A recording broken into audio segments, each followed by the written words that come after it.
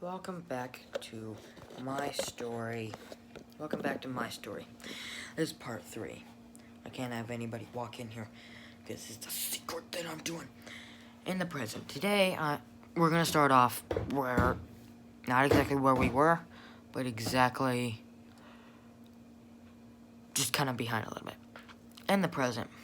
Today, I am proud to be a Marine. I have never felt any better than I do today. When I was a child, I looked up to Army, not being a drill sergeant, but being trained in those type of conditions. Now, he died April 15th, 2018 of last year. My favorite quote of his is, "It's my firm conviction. Now it's my firm conviction that when Uncle Sam calls, by God we go. And we do the best we can. Arlie Army." Now, when I went out and fought a war, I fought with pride. I fought with pride for my country. That I was American and I was a Marine and I was protecting my country.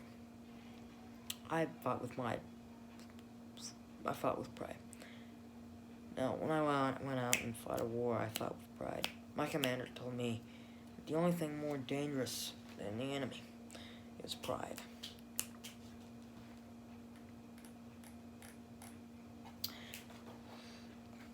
Chapter 6. Back to the story.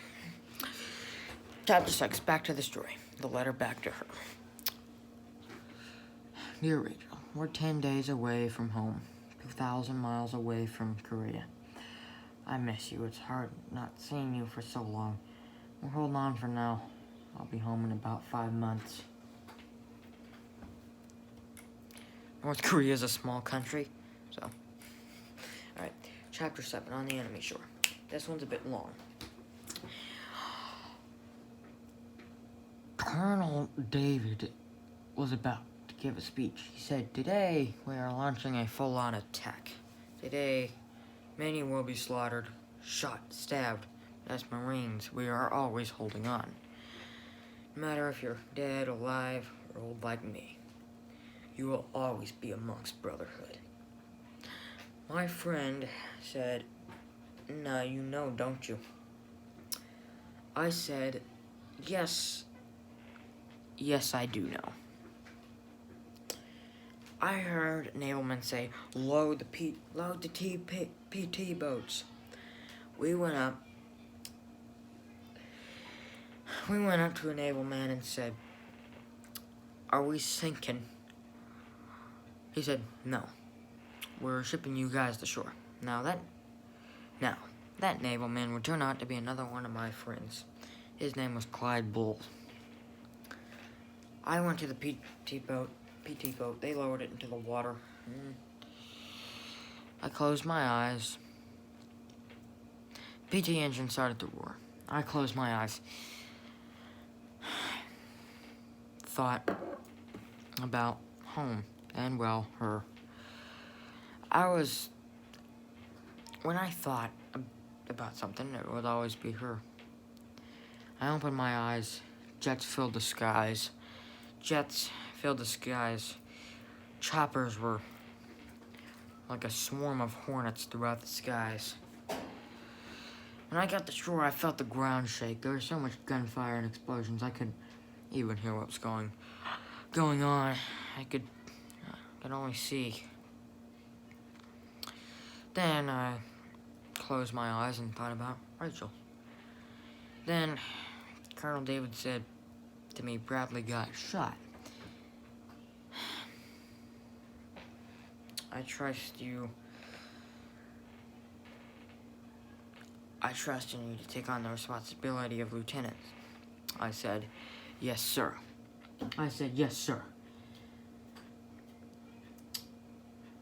I made my friend corporal. Then I said, "Okay, we're gonna stay here and wait till the bombers do their run. Then we run to shore and wait for more troops to advance. All in?" Then my platoon said, yes, sir. I'll edit something in for that. So then I said, alright. About 30 minutes later, I said, alright, let's go. Open the PT ramp. These are special PTs. PT boots. We ran ashore. Started firing our weapons.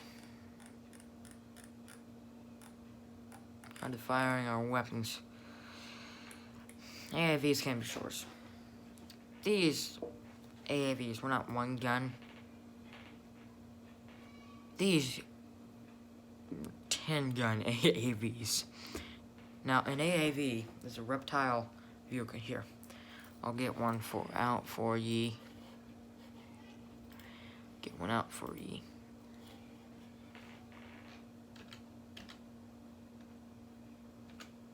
AAV. Nah, that's not it.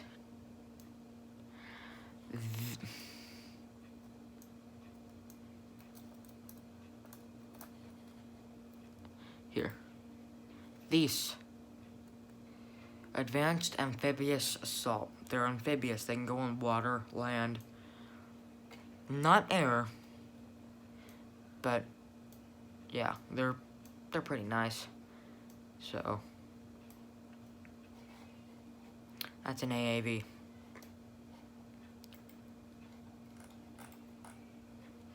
There's one in the water.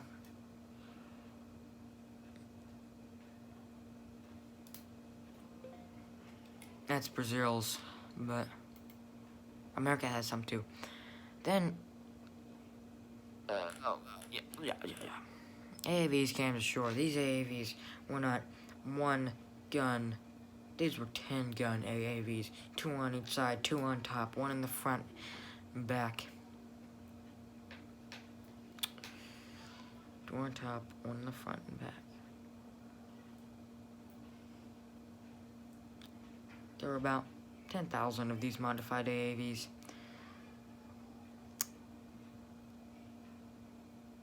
Hold on. Oh yes, 2 on each side. That means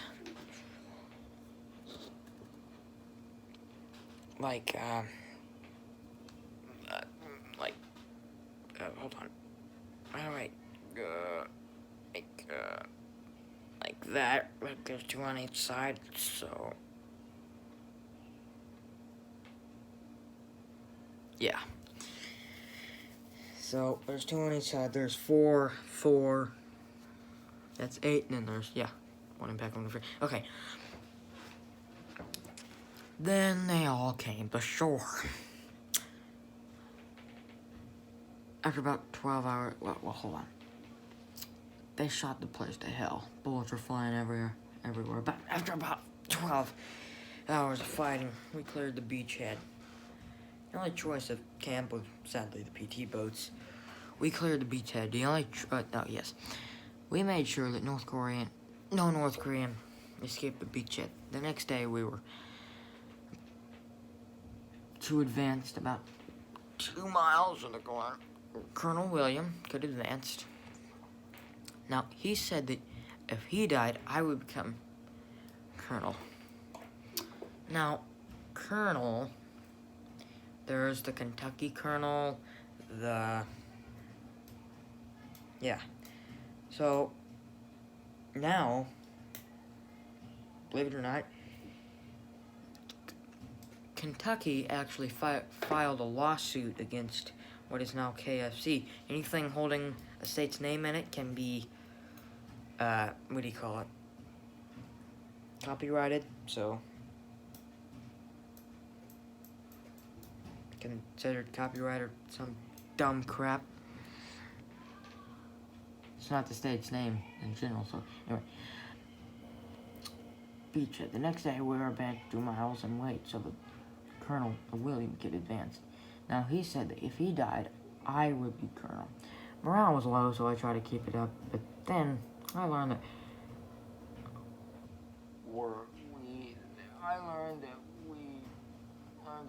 we were 1 month out from attacking Kim's palace. I told that to my platoon, which boosted morale way up so high that everybody talked about it for days. Then, a week later, we were gonna push forward. Then we saw movement in the brush. We were under attack. We knew that this was an advantage for us because the more of Kim's soldiers we kill, the less guarded the palace would be. It only took an hour to fight off the attackers. In that hour, we killed about 50 to 100 of them. Then I got the news that we were going to advance to Ham Hung from Undok, which is where we advanced to. Then we camp outside Ham Hung for the night and take the city in the morning. From there, we go to Pyongyang, the capital city, and then we rain. Then we rain on their city. One day later, we took the capital city and are entering his palace. We caught him in his palace office, in his office. He shot me in the stomach. I was sent home after McConnell. When I woke up, I saw my friends and family and, well, Rachel. Everyone left the room for a while to go get some lunch and left me and Rachel in the room together. I said, you know that I love you, and whenever I think or thought, it will always be about you. I love you so much, honey. Later that day, I saw on the news that Kim Jong-un had been captured and sent to a new Alcatraz, one 1,000 times more secure. And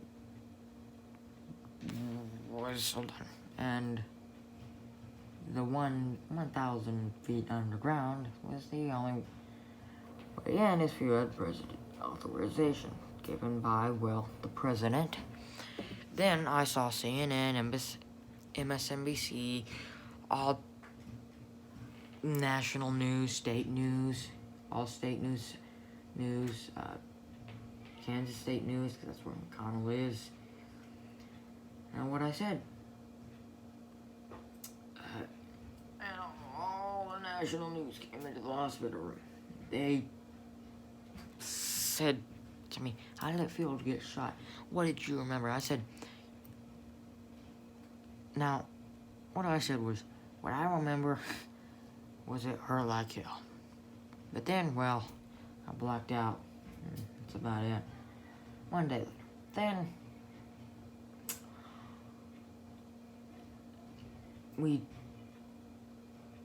POTUS came on the end to David Chief is our hero of the year. It's kind of weird that you don't get to know the name until about the middle of the freaking book. Right? Hold on. A couple days later, I left the hospital and we went back to where I was before the war. But then lieutenant. But still lieutenant. And after an hour I was called to the Marine top brass office. He said that I was a hero in his books. And I said, thank you, sir, obviously. Then he said, raise your right hand. He says, as I say. He said, say as I say. I, David Willie Chief, will guard the President of the United States of America, to guard and protect and serve as top Marine in the United States of America. Then he said I was on live TV, which was a surprise. Then the POTUS came in the room and said,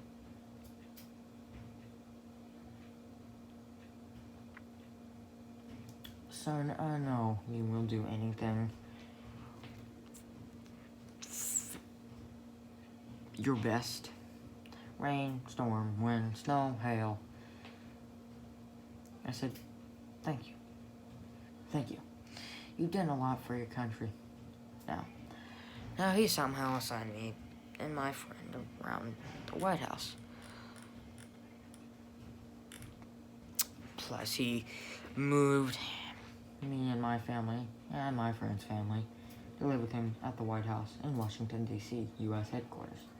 Now, the room we were in was huge. It was like a mansion. And we even got to choose how the inside designing, and that was up to our wives. Inside designing was in the house. And surprising, it was free. Now, like not Richard Nixon, but Ronald Reagan.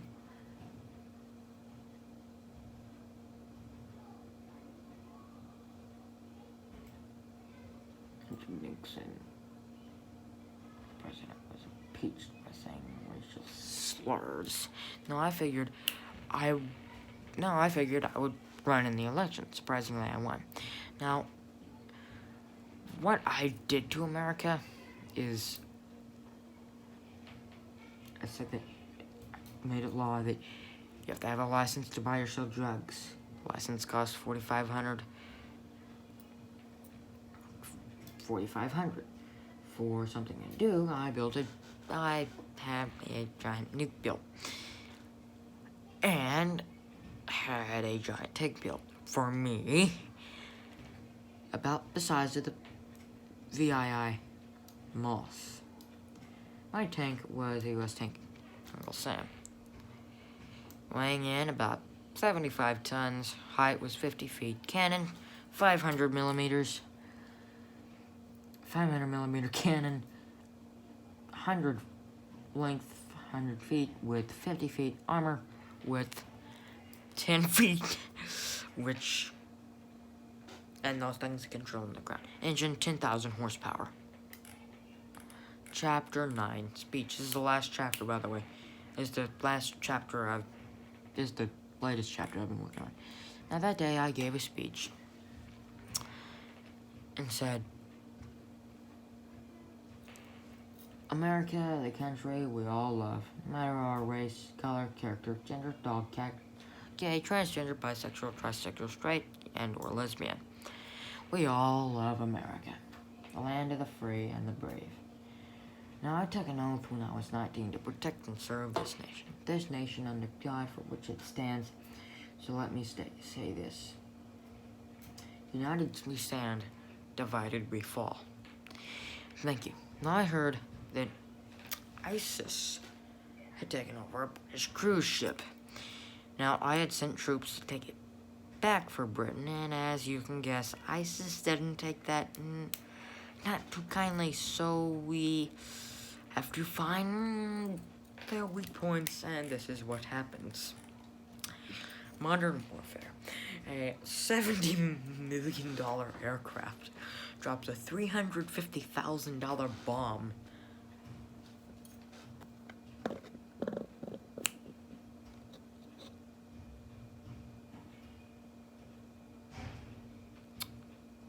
Modern warfare. A $70 million aircraft drops a $300,000 bomb on a $10 tent. So, that's basically what it was like. So, yeah. So, that's just so far, ladies and gentlemen. Thank you for watching. And, as always, I'll see you next time.